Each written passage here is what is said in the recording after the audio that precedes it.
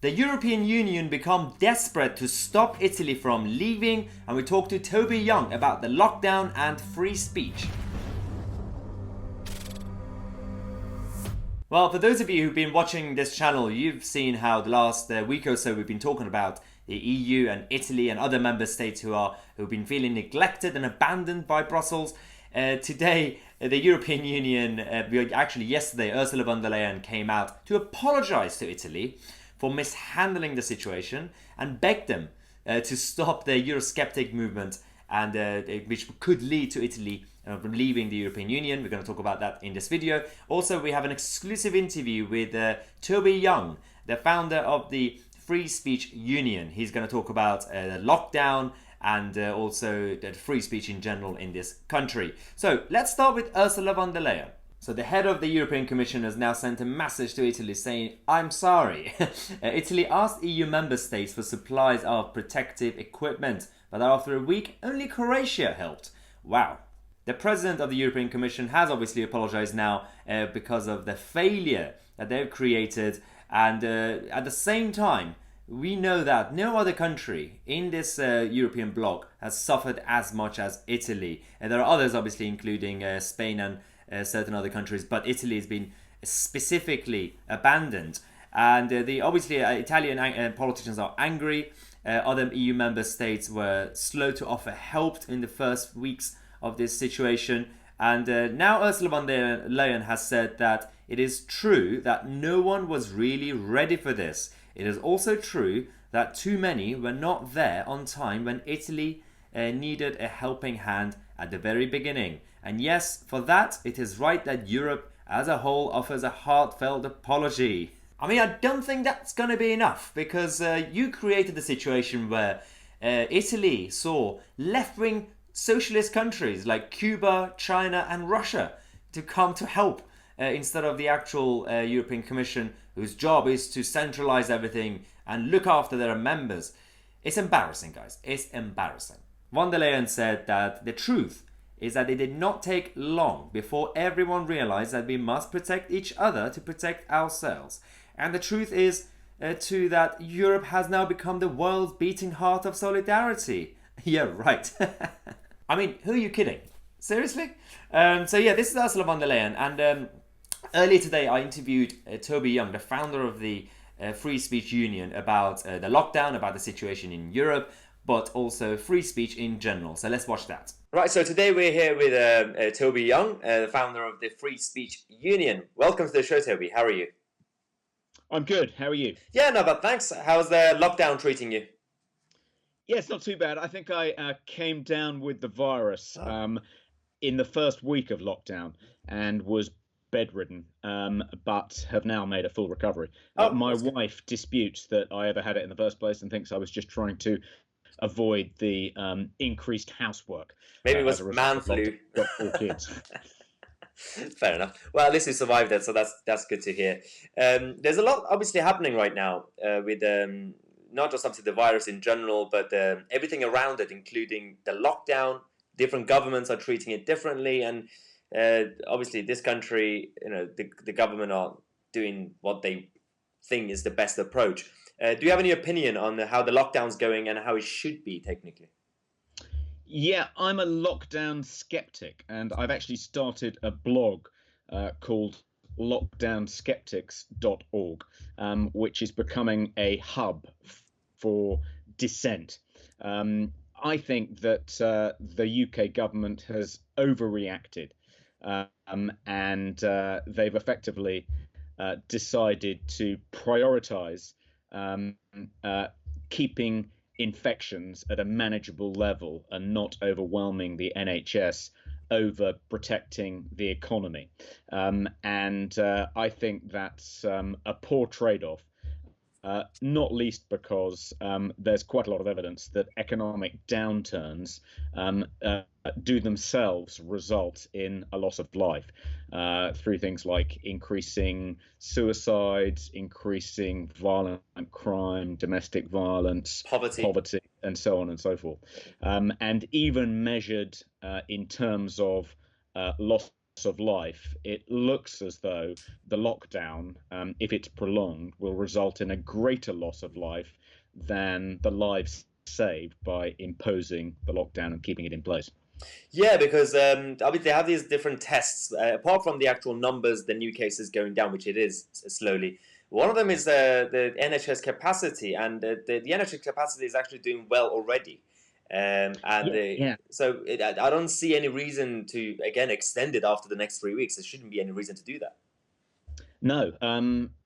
If you look at the Imperial College model published on March the 16th, which spooked the government into imposing a much more severe suppression strategy than it had initially envisaged. It shows a constant NHS critical care capacity. So the assumption in that model is that it would remain constant throughout the lockdown.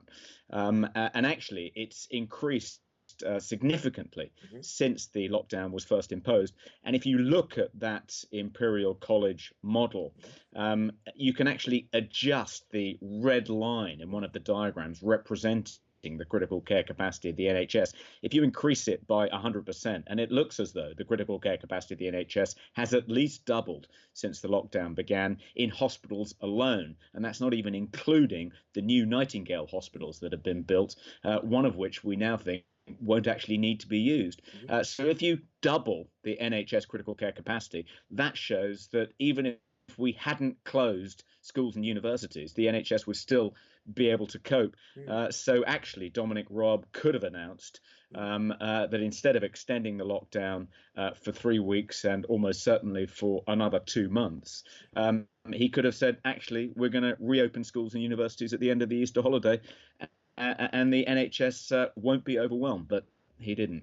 No, and it's interesting because there are some countries, especially even in Europe, that are kind of doing slightly better, like Germany, and there are obviously the rest of Europe obviously doing chaotically. And I think the European Union, the role of the European Union, has been fascinating. How at first they abandoned their own member states, and everyone went their own way, and then they obviously left Italy alone, and then they came out yesterday saying, "Oh, we apologize. We should have done something." So we don't really, what is happening with the EU? Are they supposed to be centralized? Are they losing control of centralization? Well, the EU certainly hasn't emerged from the global pandemic covered in glory. Neither have other international organizations, particularly the World Health Organization, which Donald Trump has announced the US is no longer going to fund when this crisis is over. Lots of liberal intellectuals have been using the global pandemic as a pretext for calling for even greater transfers of sovereignty from independent sovereign states to various unelected and unaccountable international bodies like the EU, like the WHO. But actually, their performance during this crisis has, I think, taught us a different lesson, which is that we need to claw back some of that sovereignty that we've already transferred to those international bodies. And if you look at the public's attitude to the EU in Italy, which I think has been very badly let down by the EU, skepticism, Euroscepticism has increased dramatically in Italy. And I think we may be seeing some other countries leave the EU as a result of its feeble response to this crisis. Yeah, it's interesting because when this whole thing started, the liberal left, if we call them that, came out and said, hey, this is proving that, if we become more centralized or globalist in a left-wing way, that's the only way we can fix this. Basically, like a Star Trek fantasy world. And then in reality, what happened was nation states, individual countries, basically went their own way. They realized that you have to look after yourself first. You cannot rely on WHO or the United Nations at this point or the European Union. So it will be good to see after this if there are going to be conversations about the roles of these international bodies and if we are finally going to be scrutinizing them. Well, I think there'll have to be a reckoning for the WHO at the very least. The WHO has proved itself to be completely unfit for purpose throughout this crisis, initially declaring that there was that when the virus was first discovered, that in all likelihood there was going to be no human to human transmission. Effusively praising when they decided actually it was human to human transmission was a possibility. And that this could develop into a pandemic. The WHO then effusively praised the various suppression measures put in place by the Chinese authorities in Wuhan.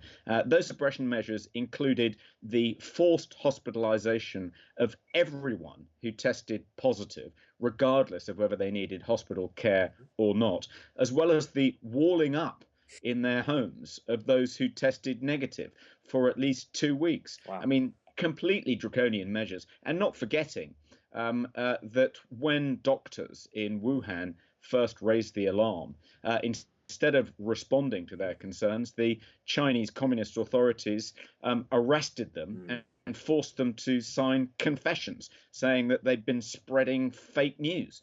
To praise the response of the Chinese authorities is just completely ludicrous. And of course, the WHO played down the effectiveness of face masks at the beginning of the outbreak, which we now know was exactly the wrong advice. And then there was, of course, that incredibly embarrassing interview with Bruce Alyard, if that's how you pronounce it, one of the assistant director generals of the WHO, with a Hong Kong broadcaster, when he was asked whether the WHO would reconsider the membership of Taiwan, given that Taiwan's response to this crisis has probably been the gold standard, the best of any country in the world. And he fell back on that old trick of pretending he didn't hear the question and then disconnected the interview. It was really shocking. So there's definitely going to have to be a reckoning with the WHO. Yeah, and at the same time, we have a situation where, for example, if something like this happens and a Chinese government, a different country's government are responsible, and the moment we criticize it, the liberal left again, the snowflakey side, they come out and say, "Oh, you can't say that; it's offensive." And we've seen examples like this before with everything else, where we can't really have discussions anymore. And I guess this is one of the reasons I want to talk about this with you, because you have set up a free speech union which covers basically everything. So if you want to talk more about that and why now? Because what was it that kind of triggered you to start this? Yeah, well, I decided to launch this new organization in February of this year, late February. It's a mass membership, a non-partisan mass membership organization that stands up for the speech rights of its members. And I and some other people, I think, felt that free speech is increasingly in peril. Across, not just in the UK, but across the West, and that it's actually in greater jeopardy than at any time since the Second World War. And there's quite a lot of evidence that free speech is in trouble here in the UK. So there was a survey done in 2017 at the behest of the UCU, the largest academic trade union, which looked at how well free speech was being upheld at British universities compared to other universities in other EU member states. And the conclusion of that survey, which was done by two academics at the University of Lincoln, was that free speech is less well defended at British universities than in every other EU member state, bar one. Another bit of data which is quite alarming is that there was a survey done of people who work in the arts and culture sector here in Britain, which found that 80% of respondents said that if they didn't conform to a very narrow range of liberal values within their profession, if they didn't at least pay lip service to these values, if they expressed any dissent from them, they risked losing their livelihoods. And then there was a third, and probably the most alarming bit of data, is that the police in England and Wales have investigated 120,000 non-crime hate incidents over the past 5 years. Now, that sounds like a phrase that George Orwell would have come up with in 1984, but it's a real thing. So if you're suspected of having committed a non-crime hate incident, like misgendering someone on Twitter, for instance, the police will now investigate you. And if they conclude that you have indeed committed a non-crime, they'll record it on your record. And if you apply for a job as a teacher or a carer and your prospective employer does an enhanced DBS check, chances are you won't get that job because you're guilty of having committed a non-crime. I mean, it's absolutely extraordinary. 120,000 investigations of non-crimes over the past 5 years works out at about 66 people being investigated every day by the police in England and Wales for what is essentially thought crime, for merely exercising their lawful right to free speech. And to think that they're wasting police resources on this in the midst of, a rising knife crime, so many uninvestigated auto crimes, burglaries, and so forth. I mean, it just beggars belief. Yeah, because it kind of reminds me of 2016 after the referendum when the media said, there's a massive spike when it comes to the number of hate crimes and everything. And then when we did the research, it was basically that website that they had, the police, so anyone could just report anything, even if it's just their opinion. I saw something, someone maybe did something to someone else, and that was being filed, and they were part of the stats. No one got convicted. And I don't understand why the media are giving platform to these misguided and misleading statistics. Yeah, I too looked at the claim that hate crime had spiked around the time of the EU referendum and found that it was complete nonsense. What increased was the number of hate crimes being reported. But if you look at the number of hate crimes that were unreported in the previous period, it looks simply as though more hate crimes were being reported, not more hate crimes were being committed. And as you say, the number of people actually convicted for hate crime in that period shows no increase on earlier periods. So it was just complete. Yeah, it really depends how we define the whole thing when it comes to hate speech and everything. Because for me, when it comes to crime itself, it has to be an act, not just a word, an insult. Because we insult each other all the time publicly. Since we were back at school, and if you want to include every single insult into that category, then you can't say anything to anyone anymore, because it's most of the offense is not actually given; it's taken. I don't know where we can actually stop this, and I'm guessing this is the whole point of your organization. So, what do you think you can? What do you want to achieve with this, basically? Yeah. Well, just on the issue of hate crime, you're quite right. The definition of a hate crime is far too capacious and far too subjective. So built into the definition of hate crime in the official hate crime guidance is this that if the victim of a crime perceives that the perpetrator was motivated by hatred of the victim's membership of a particular protected category, or indeed if any witness to the crime perceives that the perpetrator was motivated by hatred of the victim's membership of a particular group, then it is classified as a hate crime. And no more proof than that, the perception of the victim or an onlooker about the motivation of the perpetrator, no more proof than that is required to secure a conviction in court. And that's an incredibly nebulous and subjective definition, and very difficult to disprove in a court of law.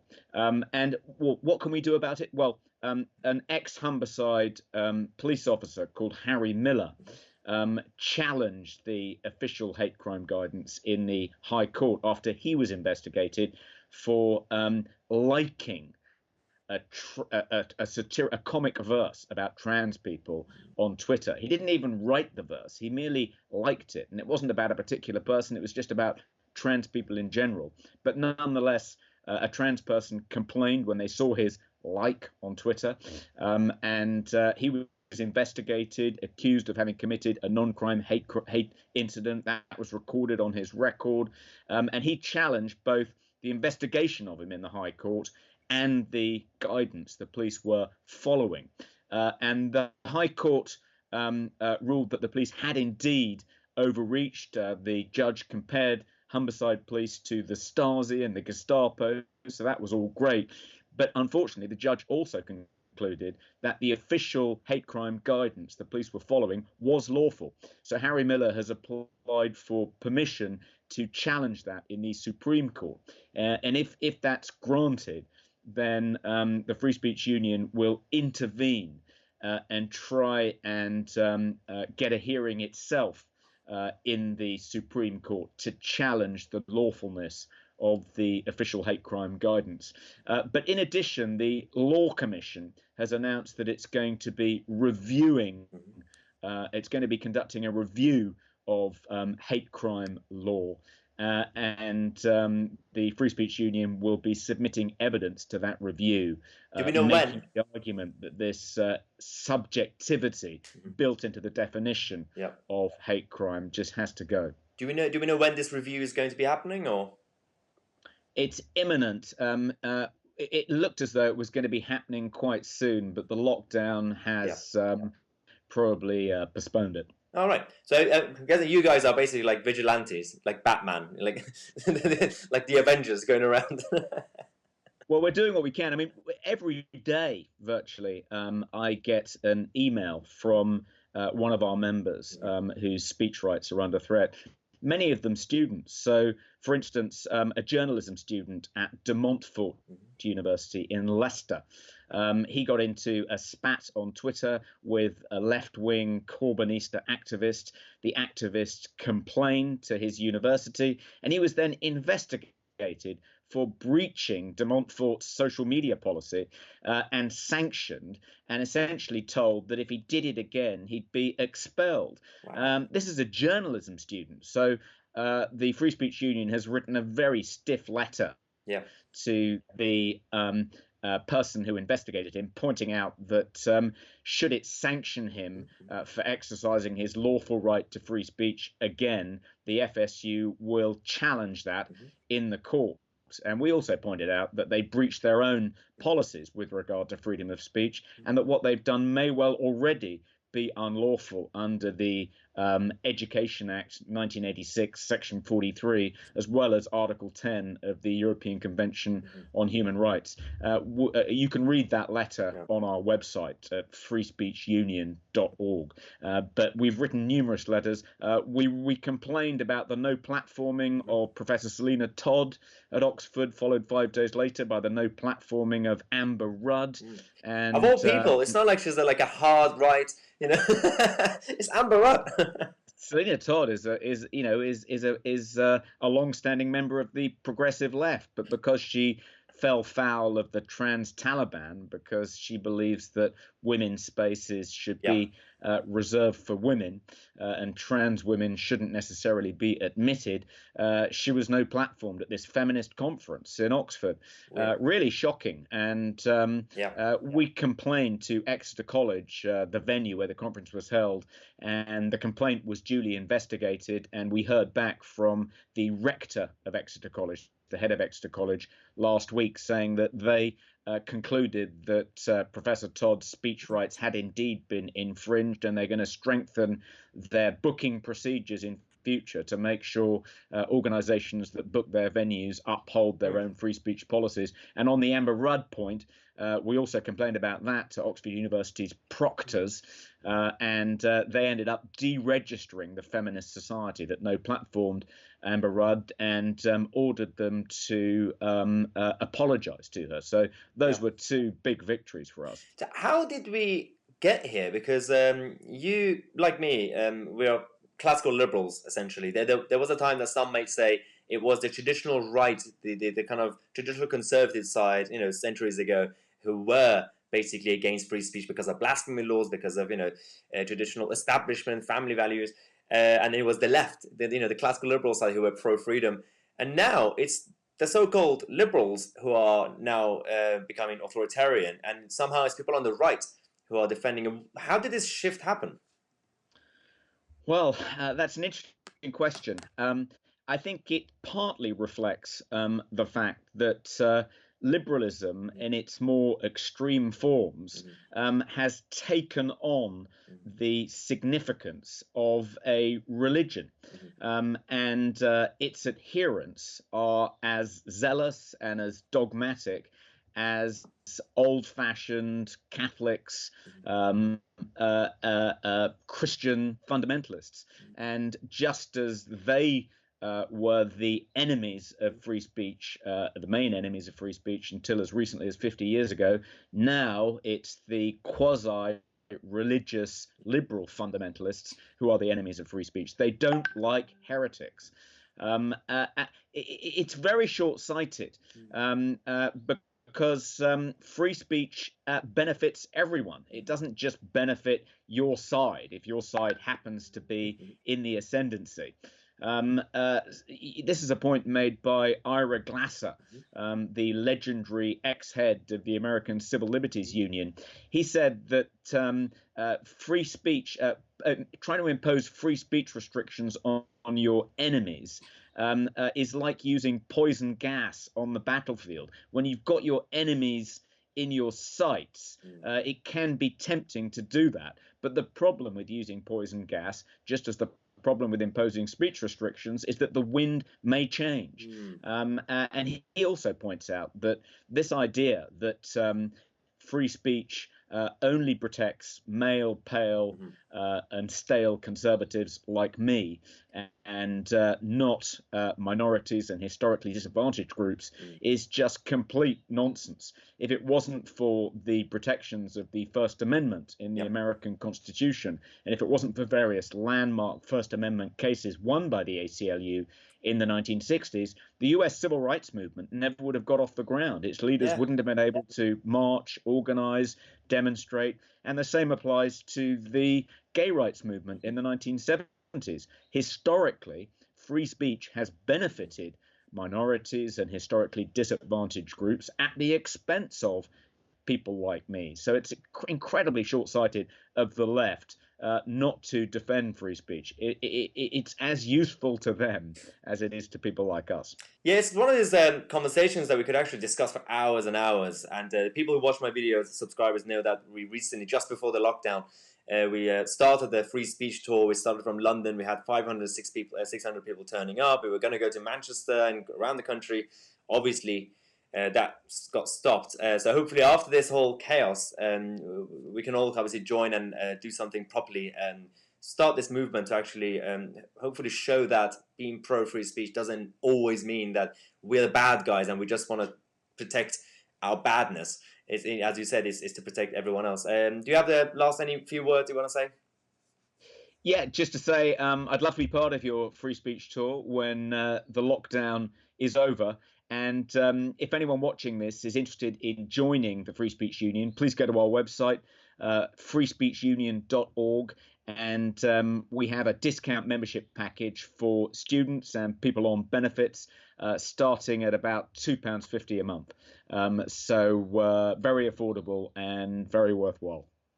Yeah, as we said, hopefully after this lockdown, Toby Young, me and others could actually get together and fight for the values of freedom and free speech in this country, because there's a lot more obviously to talk about, and the lockdown isn't really helping obviously in this situation. And so if you enjoy the content, if you haven't subscribed, make sure you subscribe to the channel and click on that bell next to it so you get notified, because we have a daily show at 5:45 p.m.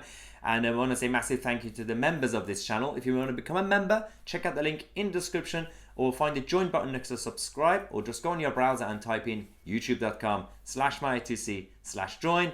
As always, I'm myitc. I'll see you guys tomorrow with a new video.